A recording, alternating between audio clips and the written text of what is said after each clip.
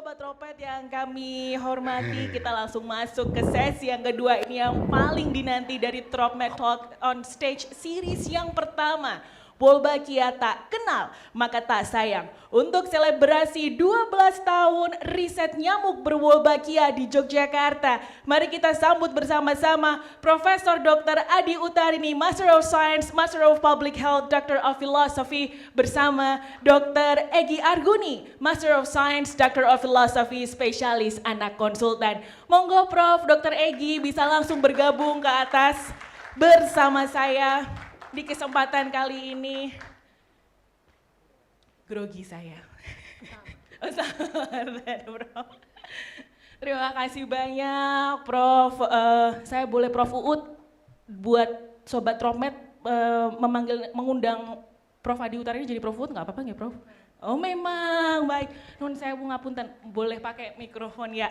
Baik, Sobat Tropmet, sedikit perkenalan terlebih dahulu tentang Prof Uut. Selain menjadi dosen dan juga guru besar di bidang manajemen dan kebijakan kesehatan, beliau adalah salah satu dari World Top 100 Medical Scientist in Indonesia 2023 dan merupakan Principal Investigator untuk program World Mosquito Program di Yogyakarta. Prof Uut, apa kabar hari ini? Selamat datang di Tropmet Talk, Prof. Kabar baik, senang alhamdulillah. Bisa ketemu ya, Prof ya, akhirnya di siang. Nggak panas? Tapi nggak panas, sejuk. Sejuk, betul. Nggak ada nyamuk. Wah, nggak ada nyamuk. Dan hari ini Prof Uut nggak sendirian karena membawa, Dokter Egy, ya, selamat siang Dokter Egy, apa kabar? Sebelumnya kita udah pernah, ini Prof Uut udah sama Dokter Egy sudah pernah ketemu di Tropmet Talk juga. Di Tropmet Talk episode 15 yang Sobat Tropmet bisa saksikan juga dan dengarkan kembali di YouTube maupun di Spotify-nya Center for Tropical Medicine. Tetap iklan ya dok? Tetap iklan.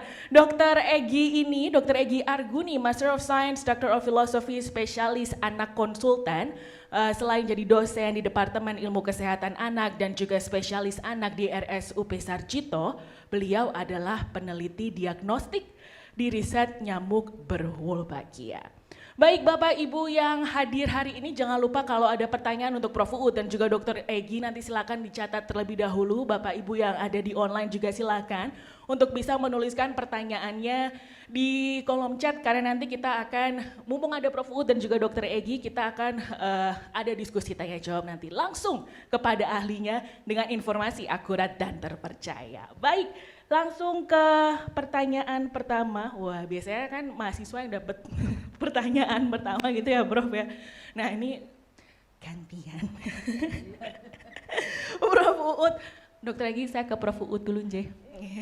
Prof Uut 12 tahun. 12 tahun loh, Prof. Lama itu kalau anak-anak kelas 6 SD. Udah kelas 6 SD. Boleh diceritakan gak sih dok ke kami, ke Sobat Tropmet sebetulnya yang dikerjakan selama 12 tahun untuk WMP Yogyakarta atau dari WMP Yogyakarta itu apa dan bagaimana? Kalau dijawab satu kata, jawabannya penelitian, gitu ya. Atau yang kalau bahasa mau agak diksinya biar agak seru sedikit, uji coba, gitu ya. Ini dia. Jadi penelitian ini sebetulnya yang merintis itu yang di sebelah saya ini, Dr. Egy Arguni dengan Pak Warsito ya, yang sejak 2011. Jadi penelitiannya sudah lama, sudah 12 tahun di Yogyakarta, 2011 sampai 2023.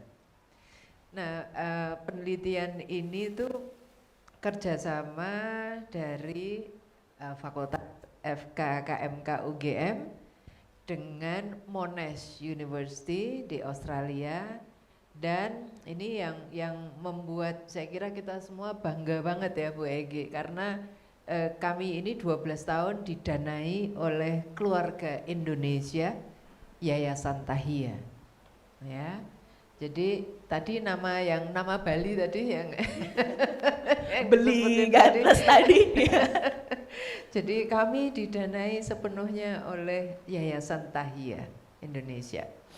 Jadi itu mitranya. Nah, lalu juga dalam 12 tahun itu ada fase-fasenya gitu Mbak. Jadi di awal itu kami masih membangun labnya, ada fasilitas lab diagnostik, lab entomologi, kemudian juga peneliti-penelitinya juga banyak ditingkatkan kapasitasnya oleh Monash University, dan lalu ada banyak kegiatan untuk melihat safety dari nyamuk Aedes aegypti yang berwolbachia. Jadi safety, kemudian bisa nggak ya kita beternak nyamuk gitu kan? Jadi itu juga proses-proses di awal itu yang kita lakukan. Nah habis itu baru tadi udah Sobat Tropmed ya manggilnya. Sobat Tropmed sudah Tropmed. ketemu Pak Anto, ini sangat legendaris. Artis Wolbachia itu Pak Anto ya, brand ambassador ya. Iya, habis itu baru kita kemudian banyak berinteraksi dengan masyarakat, banyak berinteraksi dengan pemangku kepentingan, stakeholder, sampai akhirnya bisa melakukan pelepasan di wilayah kecil ya, 2 dusun, Pak Anto, terus 2 dusun di Bantul. Jadi oh ya, Wolbachia tuh punya hari ulang tahun Mbak. Wah, ada ulang tahunnya hari ada. tanggal berapa? 22 Januari 2014. Wah, 2014, 22 Januari. Itu ulang tahunnya ya. HUT nyamuk berwolbachia. HUT. Ya, baru setelah pelepasan di skala terbatas itu kita bisa melihat bahwa ternyata nyamuk Aedes aegypti berwolbachia itu setelah dilepaskan selama 1 periode begitu lebih dari 60% nyamuk di alam itu sudah berwolbachia, itu kita melihat bahwa oh ternyata ini bisa berkembang biak alami dan frekuensi wolbachianya bisa stabil tinggi di masyarakat. Nah itu fase yang penting. Tapi setelah itu, nah kemudian kita melakukan apa yang disebut dengan uji klinis di lapangan teracak gitu ya. Kalau ini banyak yang sedang belajar itu cluster randomized control trial. Nah itu baru kita memperluas di wilayah kota Yogyakarta, terus kemudian yang terakhir adalah implementasi di wilayah Sleman Bantul. Tadi kita sudah mendengarkan Bu Sugiyati dan Dr. Lina, ini mereka ini yang ujung tombak di lapangan yang melakukan kegiatan ini. Jadi itu fase-fasenya gitu. Awalnya sih dulu sebetulnya namanya EDP Mbak. EDP, bukan EGP. Waduh, emang gue bukan. pikir gue medok. EDP, Eliminate Dengue Project. Ya, dulu tadinya namanya EDP ya. Tapi kemudian ya sekitar tahun berapa ya berubah namanya menjadi WMP gitu, World Mosquito Program. Ya. Baik, itu tadi. Sobat Tropmed perlu garis bawahi kalau tadi mengulangi Prof, kalau penelitiannya dimulai tahun 2011. Nyamuk berwolbachianya 22 Januari 2014. Itu baru dilepaskan di 2 dusun tadi, Sleman dan Bantul. Kemudian sampai sekarang seperti itu Prof. Iya. Dan dulu namanya ternyata bukan WMP. Bukan. Tapi Eliminate Dengue Program. Eliminate Dengue Program. Atau EDP. Eliminate Dengue Project, ya. Berarti ada perluasan, Prof. Ada dulu berarti khusus untuk dengue, kemudian jadi WMP. Apakah ada kemungkinan untuk penyakit lain? Karena ya itu memang salah satu pertimbangannya ya. Karena Aedes aegypti kan tidak hanya membawa dengue ya, tapi juga ada cikungunya, ada Zika, alhamdulillah di Indonesia tidak ada gitu. Kemudian ada yellow fever ya, ada yellow fever gitu. Nah, oleh karenanya lalu enggak hanya dengue gitu yang bisa mendapat manfaat dari teknologi ini. Tapi akhirnya semuanya yang harapannya untuk penyakit dengan vektor nyamuk gitu Prof. Boleh dikatakan demikian, Iya, mengarah ke tapi sana? ya mungkin kalau saat ini ya masih Aedes aegypti ya, Khusus. masih fokusnya ke Aedes aegypti. Ya. Baik, terima kasih Prof. Tapi ini Prof kembali ke denggi lagi, saya juga jadi inget zaman-zaman dulu SD itu kan sering sekolahnya tuh ikut di fogging, kemudian iklan dulu ada dokter kecil tuh dok, ada dokter kecil Prof yang harus kampanye 3M ya kan, segala macam. Sebetulnya kan itu berarti pemerintah sudah banyak program untuk penanganan DBD ini sendiri. Tapi DBD ternyata tetap masih ada ya Prof ya? Betul demikian Prof? Iya, jadi apa ya kadang-kadang kita itu ya tertipu oleh data gitu ya. Itu terutama kalau kita lihat kematian akibat denggi itu kan di tahun-tahun awal bisa sampai hampir separuh gitu ya meninggal, dan kemudian melihat kalau di grafiknya itu kan seolah-olah turun lalu sekarang udah 0,7 gitu ya, kurang dari 1. Kan kayaknya sedikit ya, kecil banget. Tahu nggak berapa yang meninggal? 574 tahun ini. Belum sampai akhir tahun. Itu arti 0,7. Yang untuk kita kecil banget, 1 aja nggak ada. No, 574. 2 kalinya ruangan ini kalau kursi terisi penuh. Jadi itu mungkin yang lebih perlu dihadirkan gitu, kenyataan itu. Kalau kita melihat angka dengginya kan juga grafiknya itu ya mulai ketemu kan rendah dulu ya karena baru mulai ditemukan, terus lama-lama kan fluktuasinya kan cukup tinggi ya. Dan itu dengan populasi yang makin banyak, jadi kan angka kejadian dengginya sangat tinggi. Ada tahun yang ini sambil saya buka data ya, biar kita bisa membayangkan apa sih kadang-kadang angka insiden segitu tuh per 100.000 gitu, terus membayangkannya ya, mungkin artinya apa ya? Sebentar. Tertinggi misalnya ya tahun berapa nih? 2016 204.000 itu yang kena denggi ya, meninggal hampir 1.600 itu kalau dalam 1 tahun berarti kan sebulan itu 100 kan, sehari 3, sehari ada 3 orang yang meninggal, dan itu sebagian besar adalah anak ya. Jadi kalau kita bisa membayangkan itu tuh saya kira akan lebih membayangkan gitu bahwa inilah denggi gitu. Nggak banyak dibahas karena memang neglected tropical disease. Bukan karena nggak penting, bukan karena nggak ada atau nggak ada yang mati, enggak. Ya karena mungkin kalah pamor, kalah seksi gitu ya dengan penyakit-penyakit yang lain. Ternyata tadi yang kurang dari 0 itu mungkin buat 500 dari berapa ratus juta penduduk Indonesia, tapi itu berarti sebetulnya ya Prof ya kalau kita tarik ulur ke belakang lagi segala macam. Berarti banget, dan itu pun kalau ini ya, kalau mereka para ahli yang membuat estimasi ya, Indonesia itu sebetulnya estimasinya 7 jutaan. 7 juta, tapi kan yang simptomatik katakan 25% misalnya ya, Dr. Egi ya, 25% itu kan berarti dari 7 juta masih berapa? 1,7 juta ya, juta. Kita sekarang nemukan berapa? Baru paling banyak 200.000 setahun.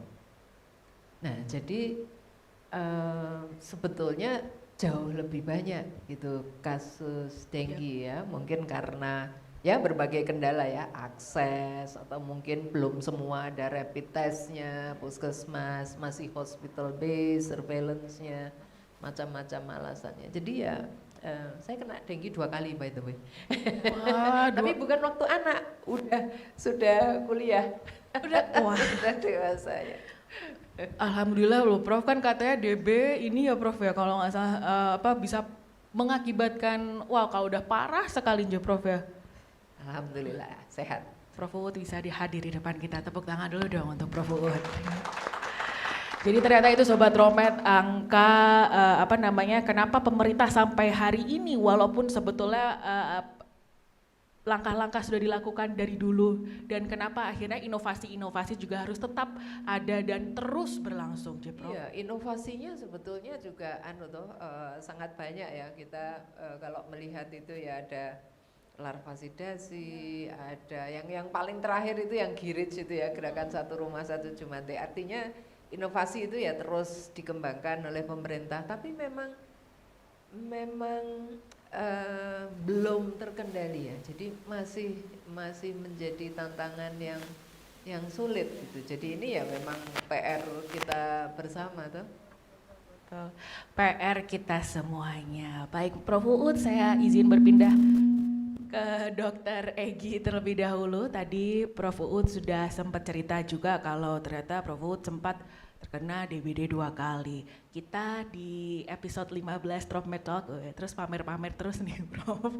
Pamer-pamer Tromed Talk ya, sempat ngobrol-ngobrol soal denggi ini sendiri. Tapi boleh nggak sih Dokter Egy diingatkan kembali ke Sobat Tromed sebetulnya demam berdarah itu penyakit yang seperti apa, dan tadi kalau dihitung juga sehari ternyata bisa mengakibatkan 3 kematian di tahun 2016.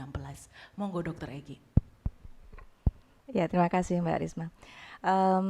Jadi mungkin ini berarti pertanyaannya tentang klinis ya? Iya, penyakit demam berdarah denggi gitu ya. Jadi kita lebih ingin juga mengajak Bapak Ibu sekalian, juga baik yang hadir offline maupun yang online, bahwa sebenarnya istilah demam berdarah denggi itu juga agak susah, bisa misleading ya. Jadi karena sebenarnya infeksi, ya yang benar itu insya Allah kita akan lebih tepat kalau kita pakai istilahnya infeksi denggi gitu ya, infeksi denggi. Karena apa? Karena sebenarnya infeksi denggi itu spektrumnya tuh luas banget gitu ya, luas banget.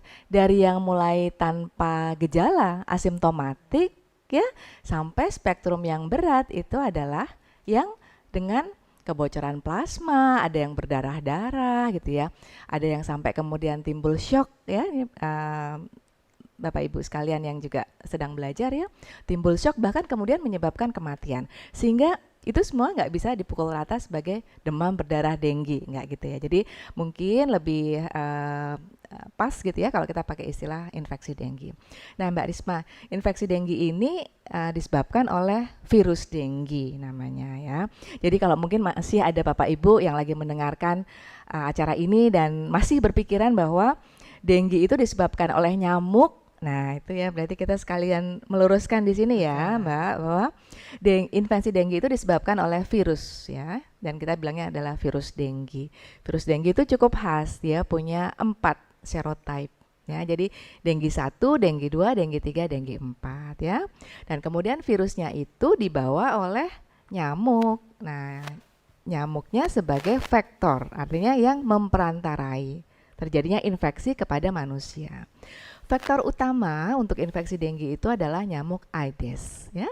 Baik itu nyamuk Aedes aegypti yang merupakan vektor yang dominan ada di Indonesia dan juga banyak di negara Asia lainnya, dan juga ini nih kerabat dekatnya adalah Aedes albopictus ya.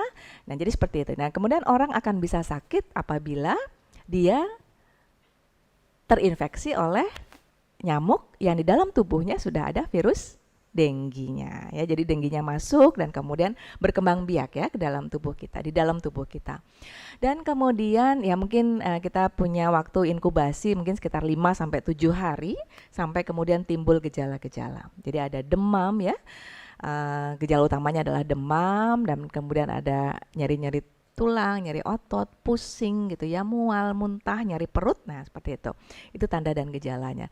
Nanti kalau memang ada yang lebih berat, maka mungkin akan timbul tanda-tanda perdarahan ya.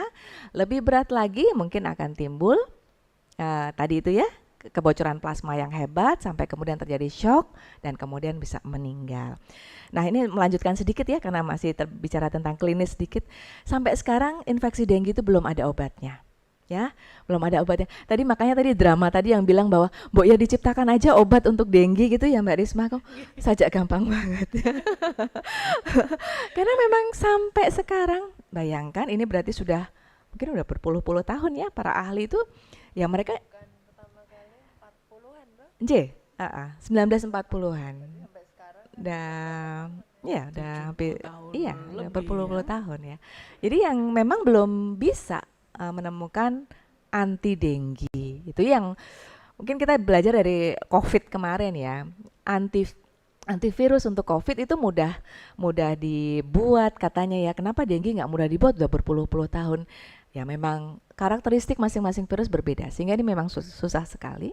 Dan utamanya kita hanya suportif saja Mbak Risma. Ya, jadi kita support dengan kebutuhan cairan yang cukup ya, dan kemudian juga apa namanya, kalau memang itu sudah mulai ada kegawatan ya sampai kemudian rawat intensif dan lain sebagainya. Dan kemudian juga kita sudah punya vaksin. Sehingga sebenarnya inti dari kita bisa menanggulangi dengue itu adalah pencegahan. Karena kita belum punya obat yang khusus untuk dengue, ya pencegahan itu. Nah, salah satu pencegahannya adalah dengan memberantas atau mengendalikan faktornya, gitu ya. Jadi faktornya adalah nyamuk Aedes aegypti itu ya, itu yang menjadi faktor. Nah, itu adalah concern utama kita sampai sekarang, dan kemudian alhamdulillah kita sekarang sudah punya vaksin, nanti bisa bersama-sama dengan pengendalian faktor, vaksin itu kita gunakan juga untuk pencegahan infeksi ini. Kita mungkin sedikit tentang infeksi dengue. Ya. Ternyata cerita di balik infeksi dengue ya Dok ya, karena ternyata sampai sekarang masih belum ada obatnya, tapi bisa di treatment ya Dok ya, maksudnya bisa sembuh walaupun belum ada obatnya, sehingga fokusnya baik dari pemerintah dan juga peneliti maupun inovator adalah pencegahan. Dan berbicara soal pencegahan, saya kembali ke Prof Uut lagi, boleh nggak Prof? Tadi saya jadi ingat tema kita hari ini kan nyamuk berwolbachia, tak kenal maka tak sayang, dan ini kan adalah salah satu usaha untuk pencegahan infeksi dengue sendiri. Tapi Prof, boleh dijelaskan sedikit nggak sebetulnya akhirnya cara kerjanya Wolbachia di nyamuk berwolbachia ini seperti apa? Tadi kayak Kang Yanto sama Blimade ini yang ceritakan tadi, betul seperti itukah Prof atau pripun? itu mereka lucu banget. Saya benar-benar terhibur. Apa? Ya, yang pertama adalah Wolbachia itu nama bakteri, bakteri alami Wolbachia. Nyamuknya kan namanya Aedes aegypti gitu. Karena sekarang apa ya, banyak carut marut apa Informasi ya. Iya, informasinya simpang siur gitu. Jadi cara bekerjanya adalah bakteri alami Wolbachia ini ketika berada di tubuh nyamuk itu dia dapat menghambat replikasi virus dengue-nya ya di dalam tubuh nyamuk. Nah, apa ya, sehingga kadang-kadang kita menganalogikan dengan kayak vaksin untuk nyamuknya gitu. Ya sebenarnya mekanismenya ada beberapa mekanisme ya. Mungkin yang banyak dibicarakan adalah mereka ini bersaing makanan, berebut makanan antara Wolbachia-nya dengan virus dengue-nya gitu. Kemudian juga mekanisme lain, Wolbachia-nya ini menginduce sistem imun di nyamuknya gitu ya. Ada beberapa mekanisme. Nah, dengan virus, replikasi virusnya itu dihambat, maka ketika nyamuk menggigit manusia itu tidak terjadi penularan virus dengue ya. Jadi ini yang terus menerus disampaikan ke masyarakat adalah nyamuknya mungkin masih ada gitu ya. Sangat sulit untuk menghilangkan nyamuk, akan tetapi dengue-nya yang tidak ada. Gitu ya. Kita itu yang Harus garis kita bawahi. harapkan ya. Jadi bukan nyamuknya Hilang. nggak ada, tidak. Nyamuknya tetap ada di ekosistem ya, tetap ada gitu. Dan nyamuk Aedes aegypti berwolbachia-nya itu karakternya sudah diteliti ini oleh tim kami, ada entomolognya ya. Itu persis dengan nyamuk Aedes aegypti yang ada di alam, ya. Karena kalau dia karakternya berbeda, nanti nyamuk yang di alam nggak tertarik, ya kan? Kok besar, gitu ya? Kok bule? Nah, Kok besarnya sambil gini, kok dia besar. takut ya, wah, ini beda, ini ora wae, gitu kan? Nah, terus dia mikir, enggak, ini memang karena kan yang kita lakukan kan mengawin silangkan ya. Jadi di masyarakat kita sering nyebut besanan ya Pak Anto ya. Bangga banget tuh saya besanan sama sultan, padahal maksudnya nyamuk. Aedes aegypti berwolbachianya kawin dengan nyamuk yang ada di alam. Jadi itu mekanismenya dan sekaligus juga mengatakan bahwa tidak ada rekayasa genetika. Wolbachianya tetap sama dengan Wolbachia yang ada di inang aslinya, lalat buahnya. Nyamuknya juga tetap sama, nyamuk Aedes aegypti yang ada Wolbachianya itu tetap sama dengan nyamuk Aedes aegypti yang ada di alam. Sampai dengan tingkat resistensi insektisidanya itu memang dibuat memang harus semirip mungkin karakternya dengan aslinya.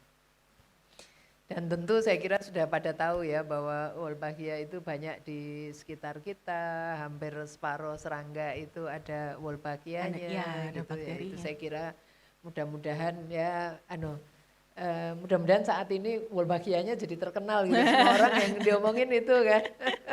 Bukan hanya di Jadi, kalangan kita tapi di Iya, serangga ya ini sendiri. peluang juga ya, peluang untuk mengedukasi publik lah mengenai. Baik, jadi ini Sobat Trompet yang perlu digarisbawahi lagi adalah bahwa nyamuk berwolbachia itu bukan nyamuk rekayasa genetika karena bakteri Wolbachia sudah ada Iya. di lebih dari 60% serangga ya Prof ya. Dan penelitian ini itu berbagai expert Iya. bergabung mengatakan ya Prof untuk memperhatikan sedemikian rupa supaya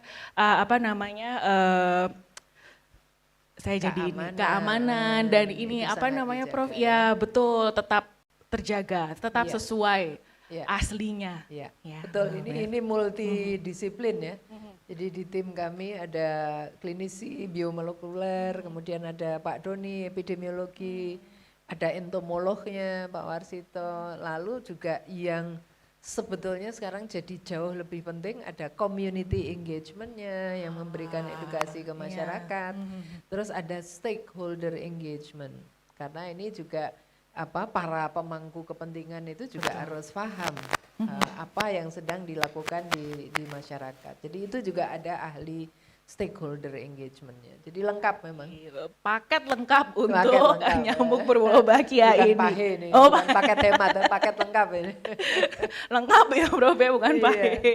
Baik, Prof Uut, saya berpindah dulu kembali ke Dokter Egi. Sobat Trompet, Dokter Egi ini juga merupakan Kepala Laboratorium Diagnostik di WMP Yogyakarta. Boleh diceritakan kepada Sobat Trompet, Dokter Egi, aktivitas-aktivitas apa saja yang ada di lab diagnostik WMP Yogyakarta? Ya Mbak Desma, terima kasih pertanyaannya. Jadi kan kita dalam melakukan program ini tadi sudah disampaikan oleh Prof Uut dari banyak fase-fasenya ya, dari fase persiapan sampai kemudian implementasi terakhir ya. Jadi dari mulai fase persiapan itu ya nyamuk yang berwolbachia itu supaya kita juga bisa tadi yang disampaikan ya, bisa punya nyamuk yang sedapat mungkin mirip dengan nyamuk-nyamuk yang asli gitu ya di lingkungan alamiahnya gitu. Sehingga memang dia harus dikawin silangkan beberapa kali ya dengan nyamuk liar gitu ya. Sehingga kemudian genetiknya mirip ya, fenotipiknya juga mirip.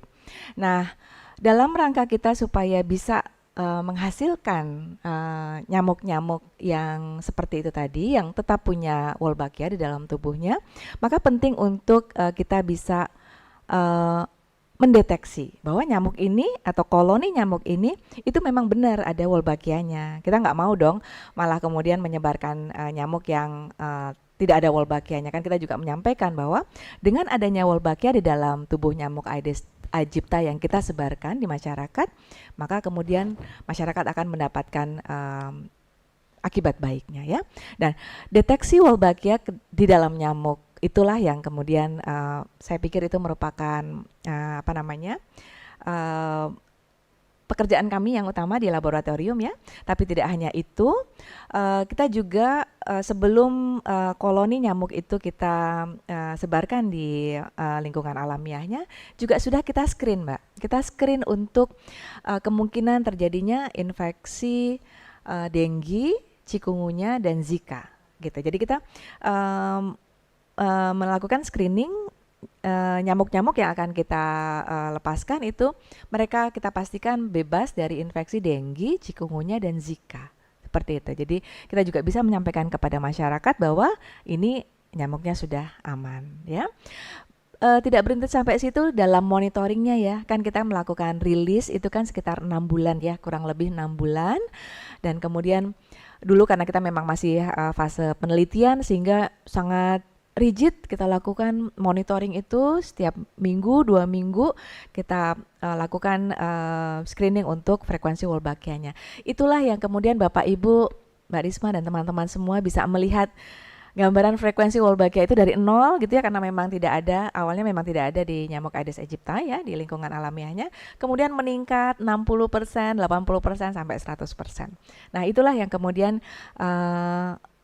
hasilnya kita sampaikan kepada masyarakat gitu bahwa frekuensinya sudah sampai sekian persen. Nah seperti itu. Ya. Baik, Dokter Egy, nyun sewu, walaupun sudah dijelaskan bahwa ini prosesnya segala macam tentang nyamuk berwolbachia, tapi ini saya juga ada pertanyaan titipan dari netizen ya. Sekali lagi, Dok, berarti nyamuk berwolbachia ini aman je, Dok? Aman je? Aman, ya. Jadi aspek keamanan ini merupakan hal yang sangat kita kedepankan ya. Kita sudah membuktikan atau sebelum kami melakukan pembuktian ini di Kota Yogyakarta, ini sudah ada beberapa publikasi ilmiah juga internasional yang menyampaikan aspek keamanan ini ya. Dan kemudian dari hasil penelitian yang kita lakukan di Yogyakarta, yang pertama aman untuk lingkungan sekitar. Lingkungan sekitar itu punya lingkungan biotik, punya lingkungan abiotik. Biotik itu terdiri dari hewan ya, kemudian juga nyamuk lain, hewan-hewan lain atau manusia. Makhluk hidup ya Dok ya? Yang penting makhluk hidup ya, biotik. Untuk hewan lain ya, hewan lain ini tuh pertama ya, karena Wolbachia itu memang punya sifat yang sangat tergantung dari sel. Dia kita namakan sebagai obligat intraselular bakterium. Artinya dia memang tidak bisa hidup di luar sel. Kalau selnya mati, maka Wolbachia juga akan mati. Gitu ya. Dan dia tidak bisa hidup di selain sel serangga. Jadi dia nggak bisa tuh hidup di sel manusia gitu, di sel hewan lain nggak bisa. Di sel ikan yang menjadi predator bagi jentik-jentik itu nggak bisa juga. Ya, jadi aman bagi lingkungan biotik, abiotik juga ya. Air, tanah itu mungkin orang akan bilang itu mungkin bisa mencemari gitu ya, mencemari lingkungan sekitar kita. Tapi tadi tidak bisa karena Wolbachia itu obligat intrasel. Dia nggak bisa hidup di luar sel yang sudah mati. Jadi artinya apa? Kalau memang nyamuknya mati, di dalam nyamuknya ada Wolbachia-nya ya, kemudian nyamuknya mati gitu ya di tanah, ya sudah nanti Wolbachia juga akan mati. Wolbachia-nya tidak mencemari tanah, tidak mencemari air. Seperti itu. Itu aspek keamanan yang kita buktikan. Itu sesuai dengan sifat asli bakteri Wolbachia itu sendiri ya Dokter Egy ya. Ya. Jadi bukan rekayasa genetika kan? Bukan rekayasa genetika. Bukan ya. Jadi itu Sobat Romet, tentu ini sudah mengalami proses yang panjang nyamuk berwolbachia ini sendiri. Dan saya ingin berpindah ke Prof. Uut tentang aspek keamanan dan proses yang panjang sendiri. Prof. Uut, boleh kami diceritakan lagi prosesnya, fase-fase penelitian yang ada di WMP Yogyakarta. Itu kan pasti ada banyak tadi Dokter Egy sudah sempat membocorkan uji keamanan dan segala macamnya. Monggo Prof. Lebih detail lagi ya. Jadi fase awal kan persiapan tadi sudah diceritakan ya. Persiapan itu sebetulnya juga nggak hanya membangun fasilitas fisik, kemudian kita melakukan importasi telur yang sudah ada Wolbachia-nya dengan kawalan dari Kementerian Pertanian. Tetapi saat itu yang juga tidak terlalu mudah ya, Bu Egi, kita lakukan adalah mapping regulasi-regulasi di Indonesia yang relevan dengan penelitian seperti ini. Dan itu untuk mapping itu ya banyak pintu yang harus kita ketuk ya, Dr. Egi ya. Jadi untuk kemudian memahami landscape-nya seperti ini gitu. Karena penelitian baru ya, kita nggak punya benchmark untuk penelitian serupa gitu. Betul. Dan ada yang mungkin yang agak bikin sedih ya. Karena ketika nggak ada banyak contohnya, itu mentalitas kita itu lalu nggak berani. Jadi mentalnya mental follower gitu. Kalau sudah banyak contohnya, ayo gitu. Bener kayaknya. Tapi begitu belum, nggak usah lah gitu ya. Itu dulu terjadi, dan ini saya kira kita harus mengedepankan rasional tentu, logik tentu, literatur tentu, tapi juga ada potensi-potensi yang itu kita perlu keberanian juga untuk melakukan itu. Nah itu fase persiapan ya. Iya, termasuk ya fase. Bu Egi ya. Iya. Cukup heroik juga tuh. Nah, Kayaknya heroik terus dari awal sampai sekarang masih heroik. Ada level yang berbeda gitu. Iya. Lalu terus fase 2, nah fase 2 itu heroik juga tuh. Karena kita betul-betul yang gimana nih caranya mengedukasi masyarakat supaya masyarakat itu bisa diyakinkan gitu. It's not easy gitu ya, sama sekali ya.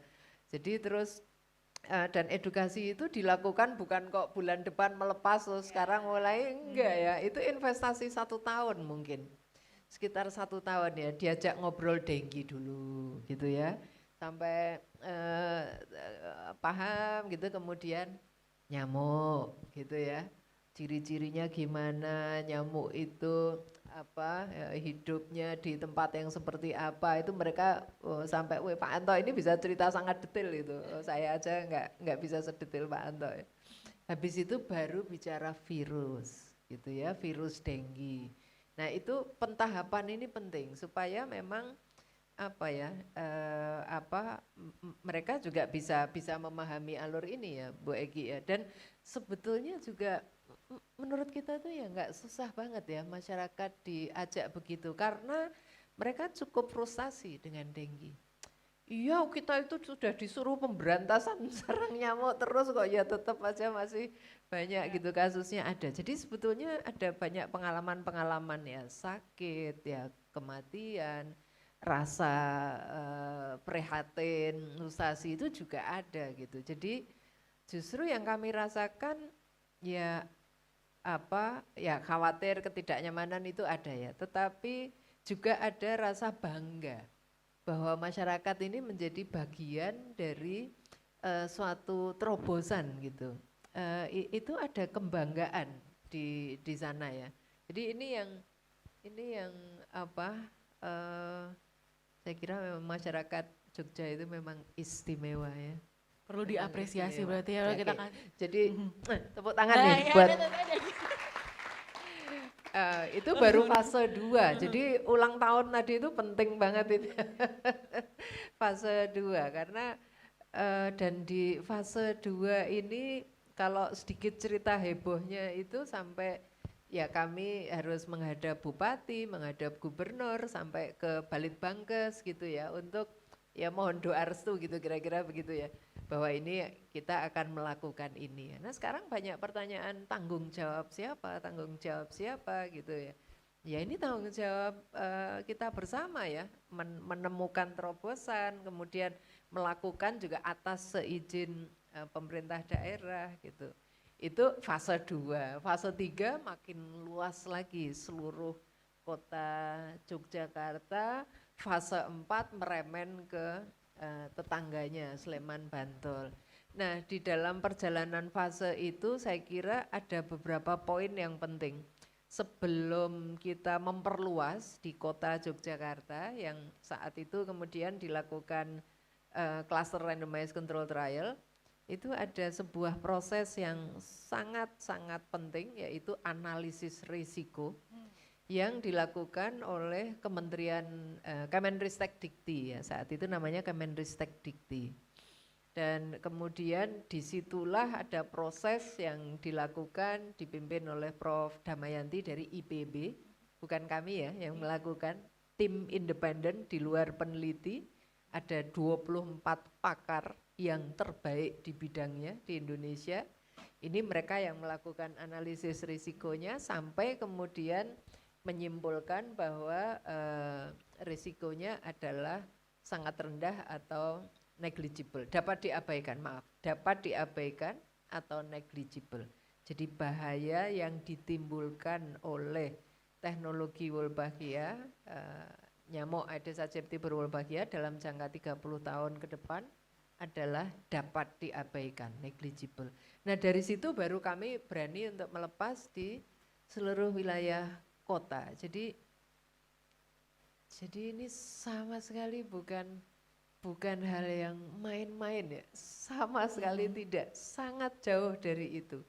Dan ini juga masyarakat tahu persis gitu proses yang kita lakukan. Jadi waktu fase 3 kemudian kan ada proses diundi nih. Yeah. Ngundinya saja itu caranya mungkin nggak tahu di textbook ada nggak ya. Tapi itu dilakukan di depan publik. Yang mimpin aja pejabat wali kota. Dilakukan di balai kota. Dihadiri oleh seluruh stakeholder, ada puskesmas dan kemudian juga lintas sektor ya. Very transparent gitu ya. Dan masyarakat tahu persis itu bahwa dia dapat yang menjadi wilayah pembanding atau dapat jadi wilayah kontrol itu they know exactly ya, they know every detail gitu. Jadi waduh jauh banget dari apa yang mungkin berita-berita yang melintas di berbagai WA group TK, SD, SMP, SMA. Udah banyak ya Prof, TK, SD.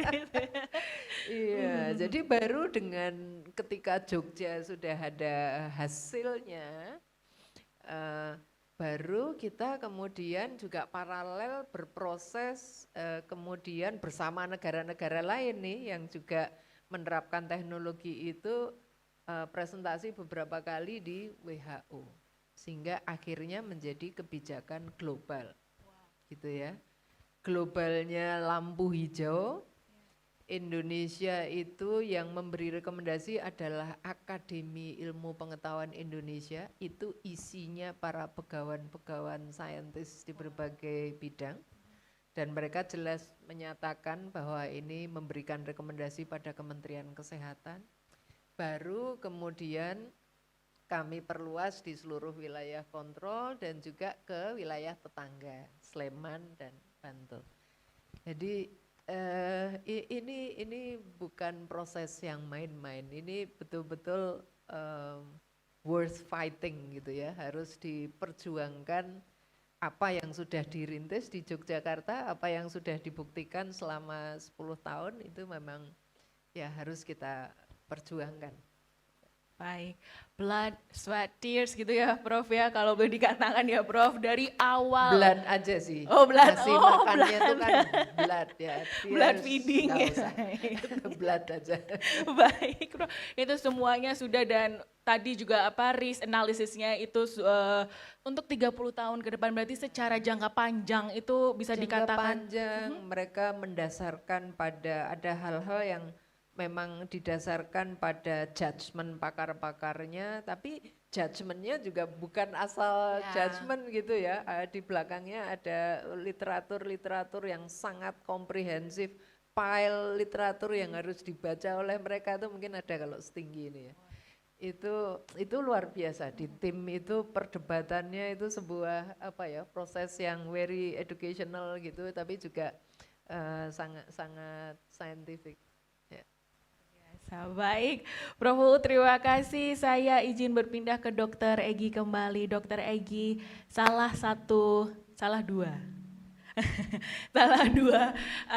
isu yang ada di masyarakat saat ini adalah nyamuk berwolbachia ini bisa menyebabkan penyakit lain, sebut saja dia Japanese encephalitis. Menurut Dokter Egi ya, itu sebetulnya benar nggak sih dok? Kan kami ini butuh kepastian dari orang yang tepat dan terpercaya. Monggo dok.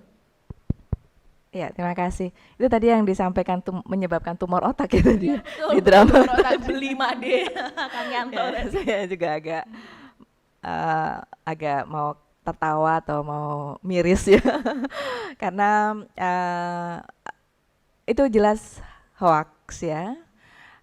Pertama, Japanese encephalitis itu jelas virusnya berbeda lah ya. Itu adalah virusnya kita sebut sebagai JEV ya, Japanese encephalitis virus ya. Mungkin mereka berdekatan ya, familinya berdekatan, tapi jelas berbeda. Dan kemudian yang menjadi perantaranya pun berbeda ya. Nyamuk memang sama-sama nyamuk, tapi yang memperantarai JE itu adalah Culex ya. Dan dari tadi kan kita bicaranya Aedes aegypti ya, itu faktornya saja berbeda ya. Jadi itu sama sekali tidak ada kaitannya dengan JE itu ya Mbak Risma.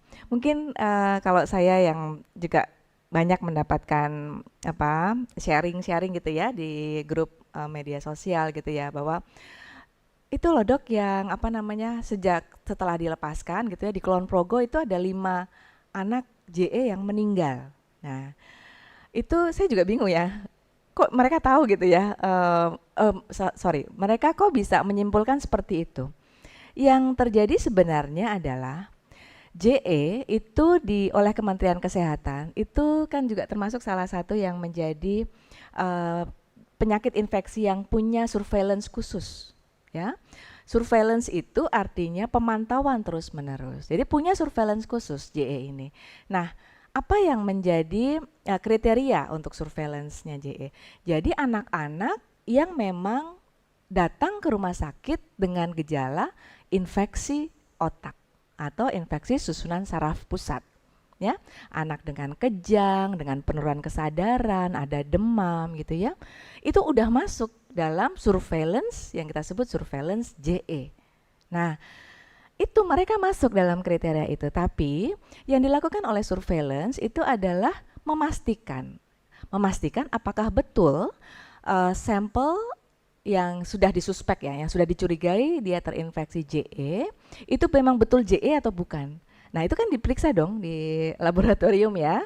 Jadi pemeriksaannya itu adalah juga dengan kita melakukan tes serologi ya dari cairan otak ya, kita lakukan lumbal puncture dan kemudian kita tes gitu ya serologinya, negatif semua Mbak. Jadi itu yang disampaikan oleh media sosial itu cuman judulnya bahwa ada 5 orang anak di Kulon Progo yang meninggal dunia karena JE. Jadi padahal itu adalah surveillance dan kemudian juga sudah dibuktikan di laboratorium bahwa JE-nya negatif. Ya, seperti itu ya. Jadi yang memang kayaknya kita memang harus berhadapan dengan pihak-pihak yang mungkin belum harus bisa memilih dan memilah informasi. Seperti itu salah satunya ya. Baik, Dokter Egi. Ya. Prof, ini kan satu dari sekian banyak isu yang beredar saat ini tentang nyamuk berwolbachia. Prof Uut sendiri melihatnya bagaimana Prof? Menanggapinya? Ya prihatin ya, prihatin dengan disinformasi yang saya kira sangat membingungkan masyarakat ya. Kalau disinformasi itu kan berarti pihak yang menyampaikan informasi sebetulnya tahu bahwa itu tidak benar, tapi tetap saja menyampaikan informasi yang keliru. Itu prihatin pertama. Prihatin kedua juga ini sekaligus untuk pembelajaran kita semua ya, bahwa ini banyak yang sedang belajar kan ya, sedang belajar ya. Sebetulnya sampai setinggi apapun jenjang akademik kita itu ya cara komunikasi yang baik itu sangat diperlukan ya. Itu letak martabat kita itu ada di situ ya. Semakin tinggi jenjangnya seharusnya semakin rendah hati, semakin mendengarkan, semakin membuat ketenangan, kenyamanan dan memberikan informasi yang betul. Jadi kalau kita melihat bahwa saat ini kemudian cara-cara komunikasi yang digunakan ini, kalau bahasa Jawa mungkin nyeleneh gitu ya, tidak biasa. Ya, iya saya nggak habis pikir ya mengapa itu dilakukan ya. Ini temuan di Indonesia sendiri. Indonesia itu menjadi negara yang merintis temuan di 5 negara pertama, gitu ya. Masyarakat Jogja sudah dengan penuh kebanggaan gitu mau dipakai sebagai bagian dari penelitian ini. Lah kok kemudian begitu mudahnya kita kemudian percaya pada pihak-pihak yang mungkin mempunyai maksud yang tujuan tertentu ya di luar sains saya kira. Jadi ini saya kira wisdom kemudian komunikasi yang baik lagi-lagi ya.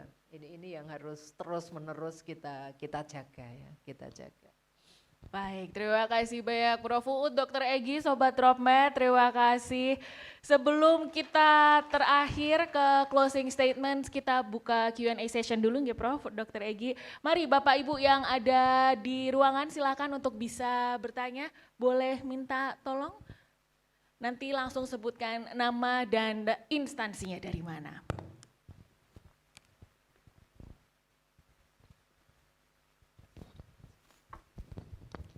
Selamat siang Prof, selamat siang Dokter. Izin perkenalan, nama saya Dwi Rizky Ananda. Saat ini sebagai mahasiswa FETP UGM, baru mulai kuliah nih Prof. Dok.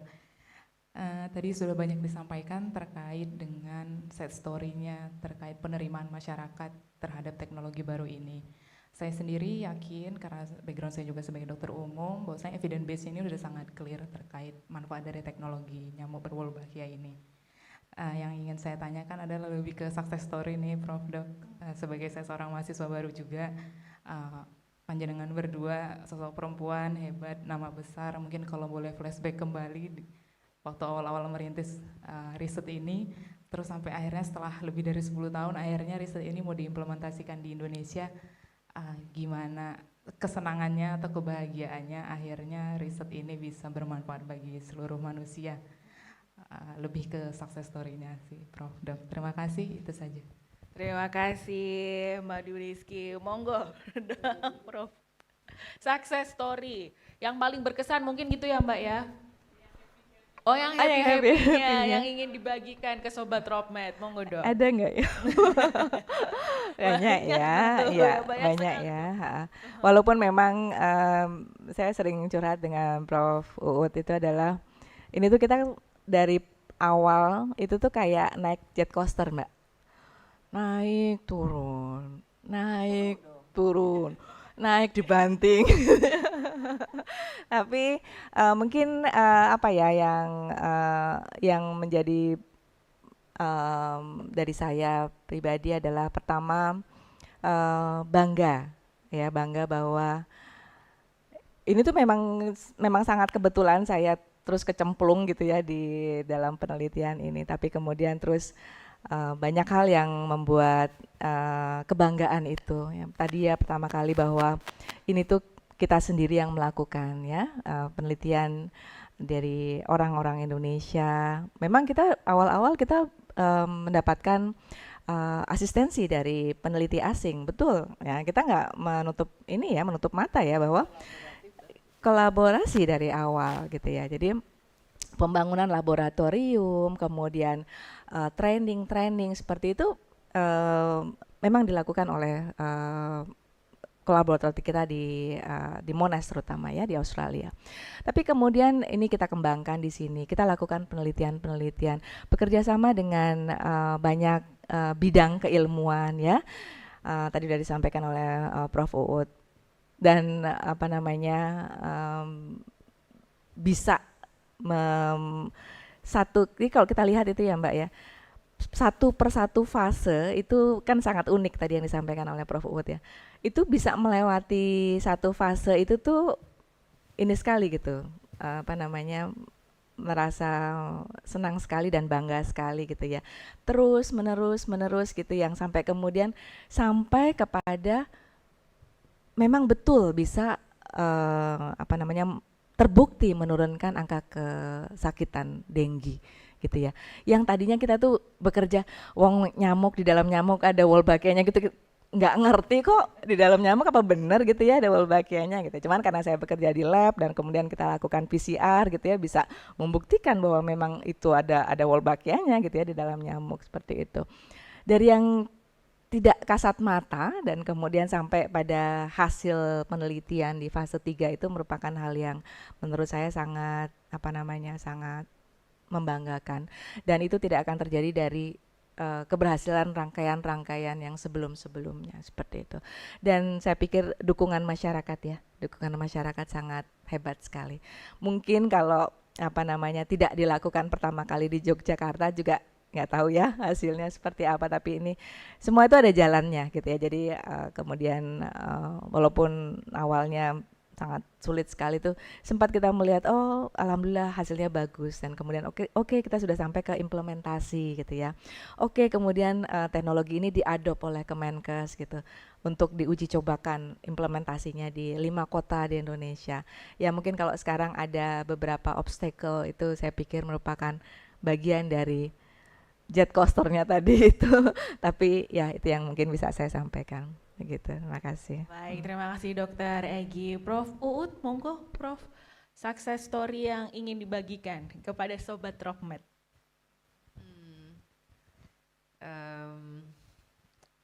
Saya kira apa ya, mungkin dalam bentuk apa hal-hal apa yang itu saya merasa belajar betul gitu dari penelitian ini ya. Nomor satu saya ingin bilang bahwa I have a great team. Itu researcher yang bekerja di sini itu researcher yang luar biasa. Luar biasa. Ya, pada saat peak kegiatan fase 3 itu mungkin sampai 100 orang mungkin ada ya Bu Egy ya, seluruh anggota tim. Jadi itu wah dedikasinya luar biasa mereka. Tantangan-tantangan tidak sedikit, tapi ya kita harus yakin aja. Ketika kita melakukan sesuatu yang baik, yakin aja sekecil apapun ada jalan, saya akan tempuh jalan itu. Sampai sekarang kita masih menghadapi tantangan yang tidak kecil loh, tidak kecil. Tapi ya sudah, ini antara keyakinan dengan apa ya niat baik. Niat baik nggak pernah salah, yang di atas nggak pernah salah. Ya, cuma akan indah pada waktunya gitu ya. Ini menunggu itu ya. Hal yang lain adalah saya kira kita belajar bareng tentang bagaimana relate with media, dengan teman-teman media. Dulu waktu di fase 2 ya kami ini semua mungkin nggak pernah kurang bergaul dengan media juga gitu ya. Dulu beliau Pak Gubernur berpesan nggak usah banyak cerita ya, lay low, karena ini kan baru penelitian, baru awal, belum tahu hasilnya. Jadi beliau bilang udahlah jangan banyak ngomong gitu ya ke media. Dan kemudian dengan berjalannya waktu kita menyadari tiba-tiba munculnya kita diprotes gitu di media mainstream di Jogja. Wah, kita langsung waduh ini ada sesuatu yang keliru, karena kita juga pikir ya betul sekali saran itu, nanti kalau sudah ada hasilnya baru bercerita kan gitu ta, logiknya kan gitu. Ternyata itu bukan strategi yang tepat ya. Harusnya kita tetap build relationship itu sejak awal.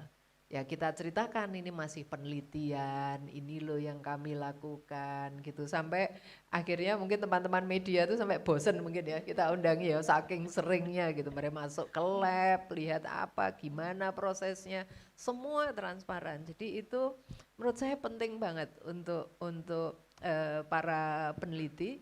Kita harus belajar juga bagaimana berkomunikasi dengan media, berteman dengan media. Mereka sangat membantu untuk memberikan edukasi ke masyarakat ketika masa-masa sulit. Kita punya banyak teman-teman media juga yang tahu bagaimana seluruh proses penelitian ini. Jadi 2 media. Ketiga adalah bagaimana membangun komunikasi dengan stakeholder. Itu juga itu juga sangat sulit ya. Saya ingat betul ada salah satu beliau, saya sangat menghormati beliau. Kemudian saya bercerita, kita ini kan kayak siap ketemu, kita ingin membriefing. Terus beliau bilang gini, Bu, saya tuh di kantor sering banget peneliti itu datang ke saya dari berbagai bidang. Dan mereka selalu sama keinginannya. Mereka ingin hasil penelitian mereka itu jadi kebijakan. Wah, terus saya mikir langsung. Wah, iya ya. Ini kan artinya ada something yang itu, nah kalau saya harus nuruti semua hasil penelitian dari kebijakan itu ya repot saya. Terus saya kemudian ya itu jadi itu komentar yang sangat sangat mendasar gitu, yang lalu kita oh iya, kita harus berpikir dari sisi policy makers. Evidence is not enough. Gitu ya. Bukan hanya itu gitu yang mereka butuhkan. Jadi ini juga saya kira pembelajaran yang sangat luar biasa, dan ada banyak hal yang sangat indah, nggak pernah bermimpi bisa didatangi oleh Pak Bill Gates ya, kali ini saya menyebut yang betul. Tidak pernah bermimpi kita didatangi oleh beliau. Kemarin ketika di DPR Pak Menteri Kesehatan itu bercandanya begini, Bu Ut ini ya, kalau orang lain itu ngantre bertahun-tahun ketemu Bill Gates, dia didatengin. Ya itu berkat penelitian ini ya. Dan beliau itu juga nggak cukup, istrinya kemudian, Bu Melinda Gates kemudian datang 3 tahun kemudian. Ini juga melihat bahwa seperti keluarga Tahia itu sangat humble, sangat sederhana gitu. Dalam bertutur, dalam itu, ya ini memang menunjukkan kelasnya. Saya kira betul itu. Padi makin berisi itu makin merunduk. Jadi kalau Anda melihat fenomena yang tidak cocok dengan itu, maka bertanyalah, ada apa? Gitu ya. Mengapa lalu membuat orang seperti itu? Pasti ada sesuatu agenda yang we don't know, yang lebih besar. Jadi itu setidaknya ya kita banyak bertemu ya dengan para pejabat yang hebat-hebat yang membawa Indonesia menjadi seperti sekarang. Itu saya kira juga salah satu sukses story, salah satu berkah lah untuk kami, untuk UGM, untuk institusi juga ya, untuk fakultas. Luar biasa, terima kasih Prof. Dr. Egy. Bapak Ibu Sobat Tropet, kita berpindah ke online, kita membacakan pertanyaan yang ada di Zoom. Ini mungkin untuk Dr. Egy, cuma sayangnya saya nggak dapat namanya nih Dok. Jadi nyamuk berwolbachia ini bagaimana kalau menggigit pasien infeksi denggi? Apakah nanti nyamuk tersebut bisa menularkan infeksi denggi ke orang lain? Padahal dia nyamuk itu sudah berwolbachia. Monggo, Dokter. Ya, jadi kalau ada seorang pasien dan dia sedang terkena infeksi denggi, bisa kita bayangkan ya di dalam tubuhnya, kalau memang masih dalam fase febris atau fase aktifnya, itu dalam tubuhnya mungkin masih banyak virus ya. Dan kemudian kalau ada nyamuk Aedes aegypti yang menggigit pasien tersebut ya, tentu saja virusnya biasanya juga akan masuk ke dalam tubuh nyamuk Aedes aegypti tersebut ya.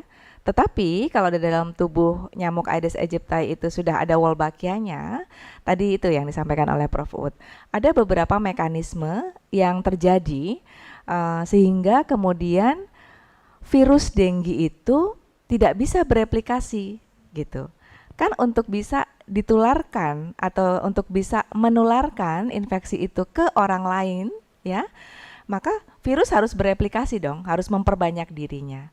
Nah, ini yang kemudian diblok oleh Wolbachia yang ada dalam tubuh nyamuk tersebut. Sehingga apa? Sehingga virusnya tidak bisa bereplikasi. Nanti kalau nyamuk tersebut menggigit orang lain yang sehat, ya dia tidak akan tertular infeksi dengginya karena virus dengginya sudah ditekan, diblok replikasinya. Gambarannya seperti itu. Baik, Ya. terima kasih banyak Dokter Egi. Mudah-mudahan itu menjawab tadi pertanyaan yang ada di Zoom. Baik, sekali lagi terakhir pertanyaan terakhir di dalam ruangan, Bapak Ibu Sobat Trompet masih ada yang mau bertanya?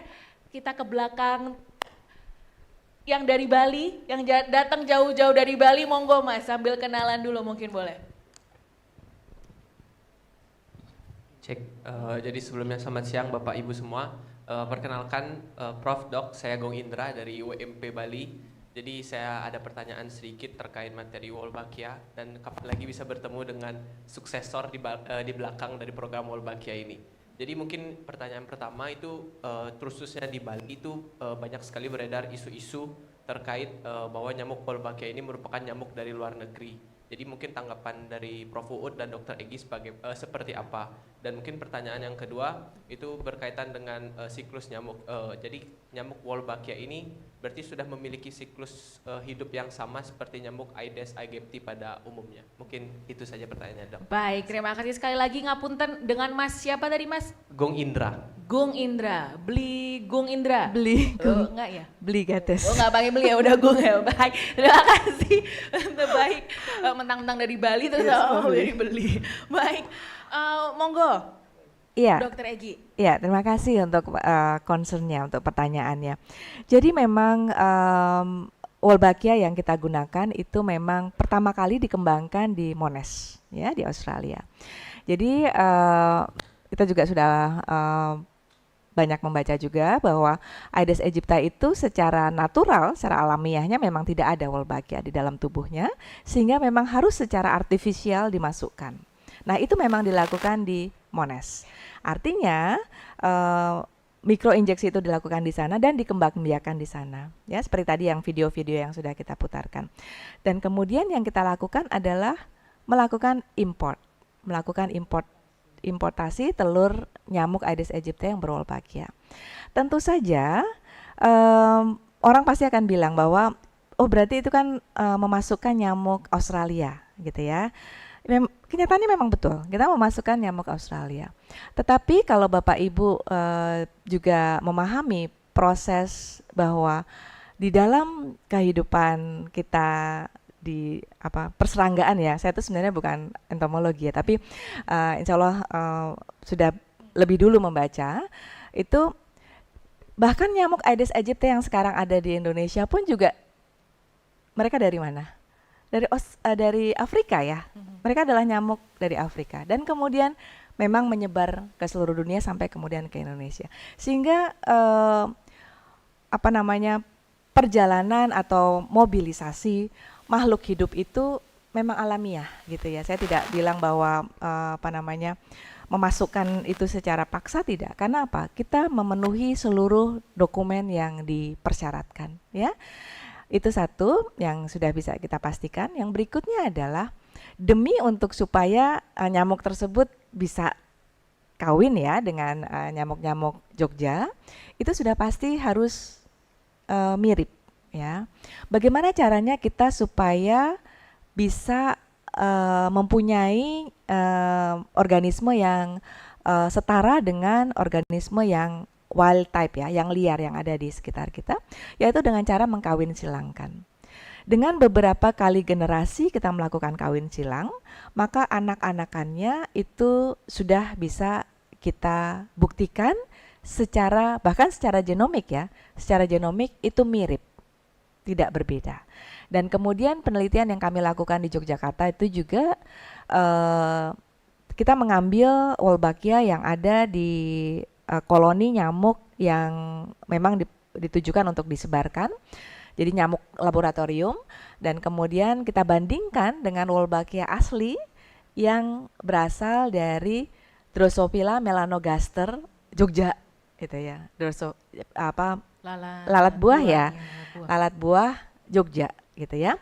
Kita bandingkan secara genomik similar. Itu sudah kita publikasi. Jadi itu ya. Memang untuk membuat organisme yang mirip genetiknya. Karena apa? Karena tadi kalau nggak mirip ya dia nggak akan bisa kawin gitu ya dengan yang ada di lingkungan aslinya, seperti itu. Dan kemudian tadi pertanyaan Tentang kedua siklus adalah hidup nyamuk berwolbachia, apakah berbeda dengan nyamuk Aedes aegypti tanpa Wolbachia? kalau yang strain yang kita gunakan itu sama, jadi tidak berbeda. Strain Wolbachia itu ada ribuan ya, kalau nggak salah ya, ada ribuan. Ada beberapa strain Wolbachia yang memang berakibat dia bisa memperpendek usia nyamuk. Ya, kita sebutnya W. melpop ya. Kalau yang strain yang kita gunakan di Yogyakarta dan juga yang kita gunakan untuk implementasi itu adalah yang W. mel. Jadi strainnya berbeda. Beda strain akan menyebabkan perbedaan fenotipik dari organisme tempat dia hidup. Seperti itu. Ya. Baik, mudah-mudahan menjawab. Terima kasih. Ya, Bu. Baik, terima kasih banyak Dokter Egy. Terakhir, oh masih bisa satu lagi, monggo Pak. Silakan untuk pertanyaan. Iya, dari Tangerang Selatan. Terima kasih loh Pak, sudah jauh-jauh datang dari Tangerang Mohon izin, Selatan. mohon maaf. Mboten, Saya monggo. ditugaskan soalnya dari. Monggo Pak, Ya. mumpung ada di sini. Ge. Yang pertama pertanyaannya adalah adakah batasan populasi nyamuk yang diperkenankan hidup di dalam satu wilayah itu? Jadi artinya sampai seberapa banyak terus setelah itu dimusnahkan atau gimana? Lalu yang kedua, kalau misalnya Wolbachia ini ada di 60% komunitas serangga, kenapa itu tidak ditindaklanjuti sebagai obat atau vaksin DBD-nya langsung dari itu? Jadi tidak lewat pengantar, lewat vektor lagi. Yang ketiga, adakah pemikiran untuk membangun pusat edukasi wisata pengetahuan seperti di Pangandaran, di Salatiga, di Tanah Bumbu? Terima kasih. Baik, terima kasih banyak Pak. Ada 3 pertanyaan ya, langsung. Yang pertama adalah tentang batasan populasi nyamuk di dalam suatu daerah mungkin ya Pak ya. Di satu daerah tersebut ada batasan maksimalnya nggak sih Dok untuk nyamuk berwolbachia ini? Ya, saya rasa mungkin kalau pertanyaannya itu adalah ada batasan atau tidak, itu mungkin apakah lebih mengarah kepada teknis pelepasan ya, Bapak ya.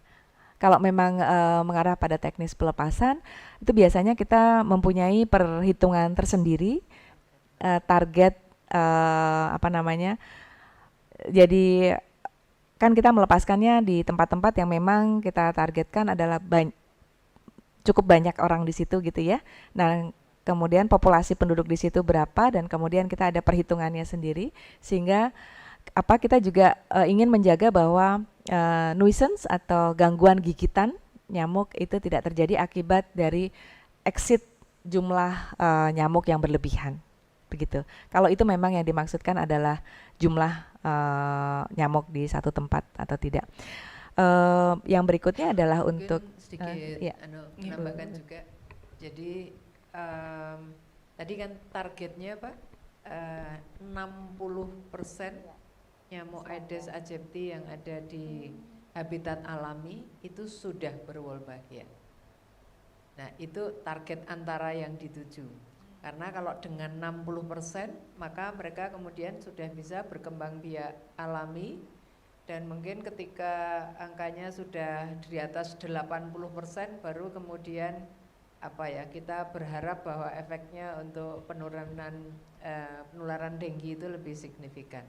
Jadi yang dituju adalah itu Pak, 60% dari nyamuk di alam itu berwolbachia. Nah, kenyataannya ketika kami lakukan di Yogyakarta itu sebetulnya jumlah nyamuk yang kita sebarkan itu tidak mencapai 10% dari nyamuk yang ada di alam. Nah, biasanya lalu orang bertanya, ngitungnya nyamuk yang ada di alam gimana caranya? Masa ditangkepi satu-satu terus kasih nomor 1, 2 kan enggak ya? Tapi itu dari kami menggunakan biji trap kayak perangkap nyamuk gitu Pak, yang ada mesin penyedotnya gitu. Jadi dari situ yang kita kolek ada hampir 300 biji trap kita sebar di kota. Jadi kita memang bisa mengestimasi dengan baik gitu ya. Dan kemudian jumlah nyamuk yang kita lepaskan itu tidak sampai 10%, Pak. 10%. Sehingga ini salah satu slide yang kita gunakan untuk mengedukasi juga masyarakat dan juga saintis itu adalah kita tunjukkan bahwa sebelum periode pelepasan itu jumlah nyamuk Aedes aegypti jauh lebih tinggi daripada ketika masa pelepasan.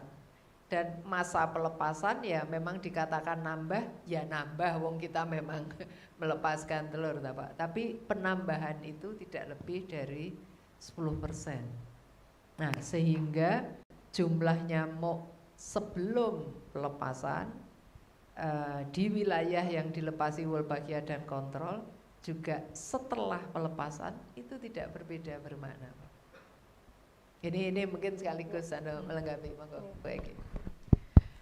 Tadi mungkin yang pertanyaan kedua adalah untuk obat ya, obat Iya, anti. betul, untuk vaksinnya. Kalau itu sudah ada di alam, kenapa vaksinnya mungkin. nggak langsung Ya, gitu ya Pak ya? Wolbachia-nya itu dijadikan Diambil. sebagai obat, Ya, gitu ya. langsung. Mungkin juga agak susah ya Pak ya, karena ya dia memang tidak bisa hidup di tubuh kita gitu ya, tidak bisa. Jadi dia memang hidupnya di sel serangga. Sama yang terakhir tadi mungkin juga udah sekaligus. Untuk wisata, edukasi mungkin ke depannya, Dr. Egi, Prof. Uud. Wisata itu saya kurang tahu buat yang di Ya, UGM. Museum mungkin Prof. Memang iya. Balai vektor. Semacam balai vektor.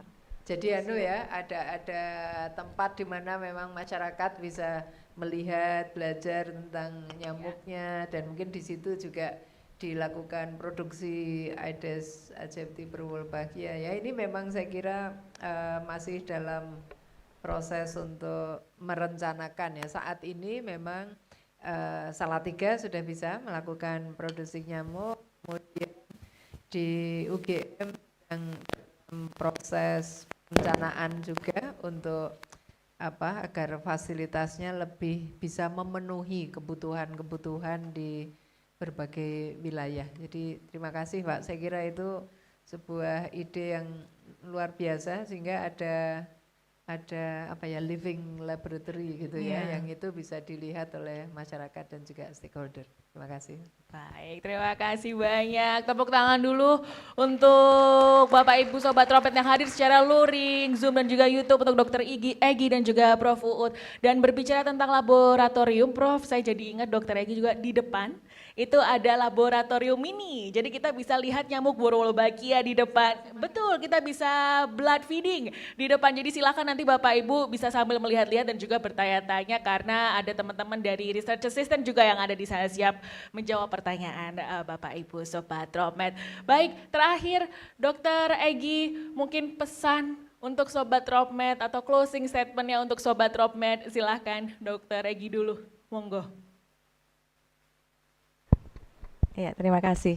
Jadi mungkin pesan saya adalah suatu inovasi yang baru itu tidak harus kita takuti kalau itu memang sudah ada bukti-bukti ilmiahnya dan kita memang bertujuan untuk bisa memiliki satu teknologi yang bisa melengkapi program pengendalian dengue di Indonesia. Jadi itu adalah teknologi Aedes aegypti Wolbachia ini kita harapkan bisa memang betul-betul menjadi program pelengkap bagi pengendalian dengue yang sudah ada. Selama terbukti secara Iya, ilmiah dan betul. sudah didukung dengan berbagai macam risk analysis dan segala macam tadi ya Dok ya. Jadi kita sudah sewajarnya untuk percaya ya Prof ya Dok ya untuk teknologi yang satu ini. Prof Uud pungkasnya, monggo Prof untuk Wolbachia tak kenal maka tak sayang. Iya, saya ingin kembali menyampaikan tadi 574 kematian. Itu bukan jumlah yang kecil. Ya, dan itu setiap saat bisa mengancam kita, keluarga kita, anak-anak kita, ini terutama banyak pada anak-anak, cucu kita gitu ya, semua orang. Dan hasil riset 12 tahun di DIY ini sudah dilakukan secara terstruktur, sangat sistematis, sangat memperhatikan kaidah-kaidah kehati-hatian dan juga kaidah saintifik yang dijunjung tinggi. Dan hasilnya juga 77% penurunan kejadian denggi dan 86% penurunan rawat inap karena denggi. Itu sudah hasil yang sangat maksimal ya, dan ini juga secara ilmiah itu sudah kita tulis, bisa dibaca di jurnal yang terkemuka dan juga sudah menjadi kebijakan global. Indonesia termasuk 5 negara yang merintis teknologi ini. Jadi Kita patut berbangga untuk yang itu ya, iya, Prof. dan itu tentunya terima kasih yang sebesar-besarnya kepada masyarakat di Yogyakarta, pemangku kepentingan di DIY dan juga kolaborator ya, Monash University dan Yayasan Tahia, serta juga tim peneliti WMP Yogyakarta. Nah, sehingga di akhir saya ingin menyampaikan bahwa ya ini kita kembalikan ke gerakan masyarakat untuk sehat ya. Nyamuk itu ada banyak sekali ya, bisa membawa banyak penyakit, sehingga nilai yang selalu kita kedepankan adalah bahwa pemberantasan sarang nyamuk, hidup sehat, lingkungan yang bersih, itu saya kira pesan yang tidak ada tandingannya gitu. Itu selalu menjadi pesan utama. Khusus untuk denggi. Nah, pada kesempatan ini saya ingin mengajak masyarakat luas di Indonesia untuk menjadi bagian dari perjuangan pemerintah untuk menyehatkan masyarakat dengan menurunkan kejadian denggi di Indonesia. Jadi mudah-mudahan dengan ini kita semua bisa memilih dan memilah informasi, dan saya yakin Indonesia punya local wisdom untuk kepentingan juga kemajuan kesehatan di negeri ini. Baik, terima kasih banyak Bapak Ibu Sobat Tromed, Dr. Egy dan juga Prof. Uut, terima kasih banyak, tepuk tangan dulu.